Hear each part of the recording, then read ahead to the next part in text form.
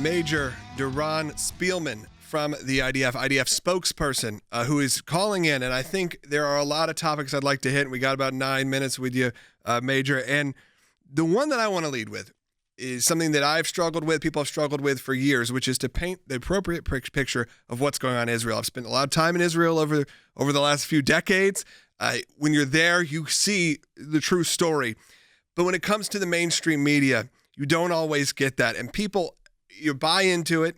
Their friends turn against Israel. People are fighting back to try to figure out how to discuss this. So for you, I mean, it's as a person who's a spokesperson, what can we do as Americans, and how can you help arm Americans as well with the appropriate facts of what's actually happening in this situation when so much of the media is one-sided and feels almost pro-Hamas at this point?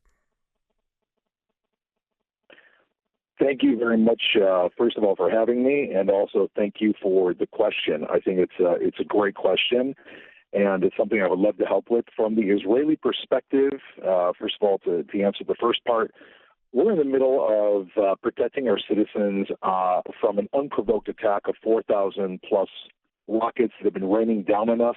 I just came from Ashkelon, where 3 or 4 hours ago, a family was having lunch, and then they heard a siren. The mother and the son, there's a mother, a father, and a son and a daughter. The mother and the son ran into the shelter, and because of that, they're alive. The entire home was obliterated. And the father and daughter weren't there. The daughter's actually in the Army. The father was out at work. But you just see that it was a miracle. It was a miracle that family is still alive, and there are thousands, every rocket, that is the potential of every rocket. And so from an Israeli perspective, we're under attack, and at the same time, we have restraint in attacking our enemies in a way that nobody else ever would, meaning any other country in the world would level and obliterate their enemy if they were shooting rockets at them. But we managed to send notifications, text messages, phone calls, knocks on the roof with unarmed, rockets to make sure the buildings are cleared. And then if there's still someone left, we don't hit. And then you look at the media, and like you said, when you look at the media, the reality simply has no connection to what the media is doing. And it's disheartening, but we're strong people. And so that is why I think your question is so important. First of all, that is really how the Israeli public feels.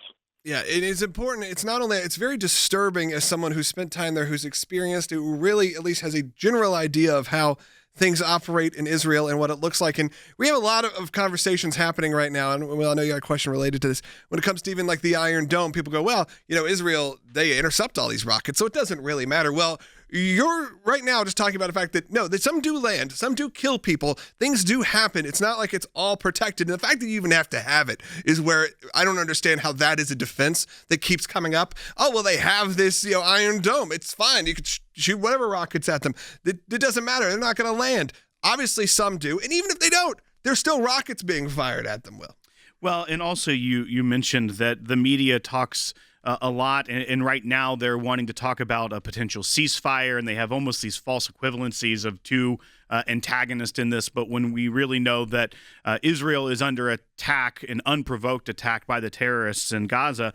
But I did want to ask you about that, because there is so much talk about a ceasefire, but really the operations and the objectives of the defensive position of Israel is still ongoing. Could you talk a little bit about what those objectives are and how Israel is accomplishing them? Absolutely. And you hit the nail on the head. From a military perspective, we are moving forward with all of our objectives as if a ceasefire is not even been talked about.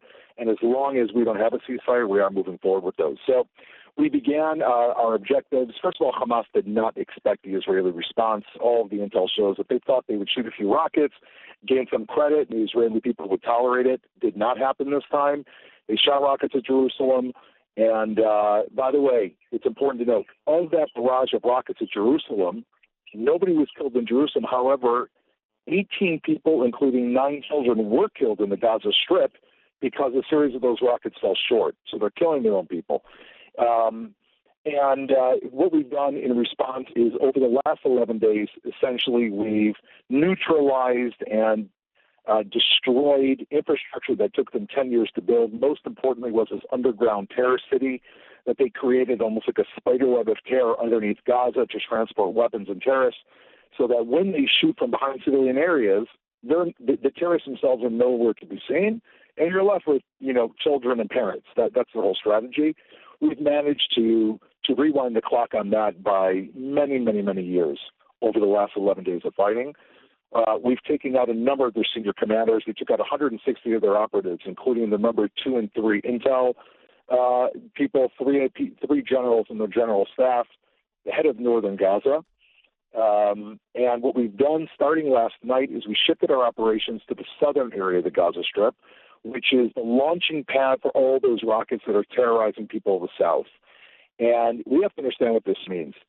Hamas put all of those weapons storage facilities literally inside the cupboard of people's homes. So, you've got your fridge, you've got your cereal, you open up the next cupboard, you've got eight rockets sitting there. And what do? We send texts, do all these things, we wait for the house to clear, and then we have to hit the pantry. And it's grueling work because we don't want to kill civilians. Of course. But that is what we're doing right now. We're going after the weapons supply areas, the manufacturing areas, and even over 11 days, we have taken away, I would say, probably up to 5 years of their capacity that they've built up. Major Spielman, let me ask you this: the international community has been expressing concern about a potential humanitarian crisis in Gaza. But Israel, we know, is sending humanitarian aid into Gaza. Why has Hamas's response, what is the response of Hamas to the sending of humanitarian aid into Gaza by Israel? So I was there today. I was at the Arrows Crossing. I thought it was important to bring the media there and show them we're sending the trucks through. But the problem is I couldn't get in. Why couldn't I get in? Because Hamas and Palestinian Islamic Jihad had been incessantly bombing with rockets and mortars their own humanitarian aid crossing. I couldn't bring reporters in because it was too dangerous. That's unbelievable. I mean, it's almost beyond belief that Hamas, who says that they are for the protection or the advancement of the Gazan people, they're bombing their own humanitarian aid corridors, and that food is not reaching those people. Not only that, there are 200,000 people in Gaza that haven't had electricity. Why? Because Hamas shot rockets that landed on their own electricity and power facilities. And so Hamas, it plays into their whole plan. We know that Hamas, if they really cared about their citizens, they wouldn't leave them in the line of fire and hide underground. And if they have an opportunity to stop humanitarian aid to increase the misery of the people of Gaza as a pretext to then turn to the world and claim humanitarian crisis, that's exactly what they're doing.